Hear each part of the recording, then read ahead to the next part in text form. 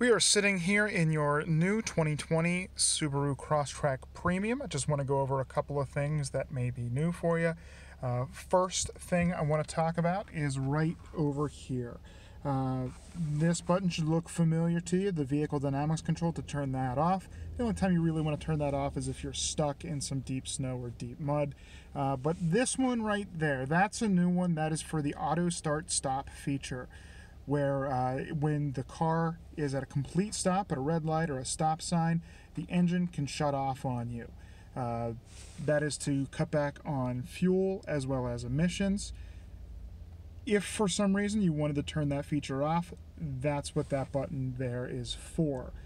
You'll see that indicated on this center screen, where we see that A with a circle around it. If we press that button to turn it off, it is going to show up orange. When it is white, that means it is on. The slash through that A tells you that the engine is not going to shut off on you. In this case, it's because the car is in park, but it also will not shut off if your seatbelt's not on, if the air conditioner is working to maintain temperature inside the vehicle, if your rear defrosters or your front defrosters are on, the engine will not shut off. However, if all those criteria are met, the engine does shut off to save you on fuel. Your steering wheel going to look a little bit different, but audio controls still here on the left-hand side. Your eyesight, your adaptive cruise control is going to be right over here on the right-hand side. Underneath the left spoke, these buttons here pull toward you, and that is going to change the information that we see displayed up on the screen. Most people probably keep it on the digital speedometer, but there's a tire pressure monitor amongst other things right up on there. If we see our adaptive cruise control buttons, this button right here turns on our cruise, and if we see on that center screen, that silver car represents you.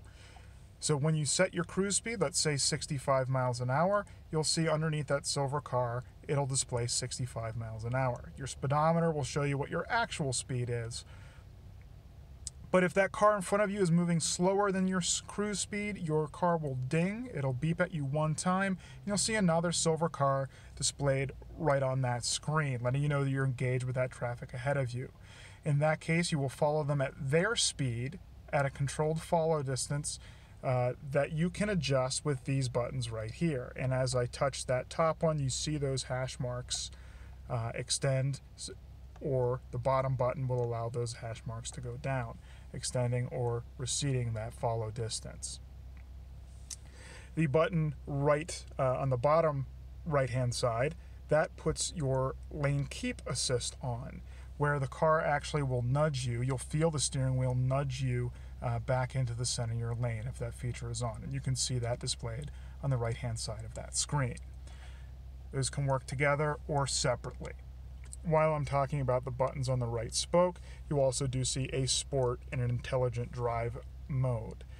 By default, the car is in intelligent drive, which is the most fuel efficient manner in which the car drives. If you want a little bit of extra oomph, you can hit that S and put it in sport mode, which is indicated right next to where we see the P for park. You see an I for intelligent.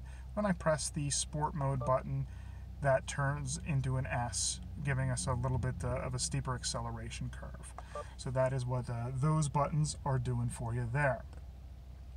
As we move across our top screen there, time and outside temperature are always going to be displayed there, as well as another piece of information there on the right-hand side. If we come across to this info button, that is what is going to change that piece of information that we see displayed there. Probably most common is the miles to empty. We're also going to see that we have some eyesight features on this screen here. The one on the left is for your lane departure warning, and the one on the right is for your pre-collision braking. Those features are default on. If for some reason you wanted to turn those features off, you can press and hold those buttons, and of course you will see in your tachometer will light up orange, telling you that that feature is off. On your infotainment screen, this is all going to be fairly similar to what you're used to.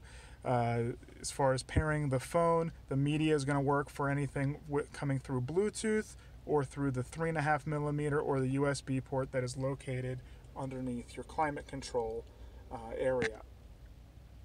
The radio is going to look very much the same as it did previously. It is a little bit different as your radio stations now are across the bottom and the FM, AM, XM are down the side. But you do have physical buttons right down here, as well as the touch screen there as well. Your climate control, the left is going to control your temperature, the right is going to control which vents the air is coming from, and the center knob is going to work the fan speed. That information is displayed on this center screen, so as you adjust the fan speed, you see those bars changing. As you adjust your thermostat, you see the temperature changing there as well. Everything else here is going to be pretty straightforward. Your gear shifter is going to work just the same way as it did before. Park, reverse, neutral, drive is straight down. Kick the shifter over to the left into manual mode. It allows you to use the paddles on the steering wheel to manually shift. And you see your button for X mode as well as the heated seat switches right in there. So that's just a quick run around on some of the new features for you. And of course there are many other things that the car can do. Just a quick overview here.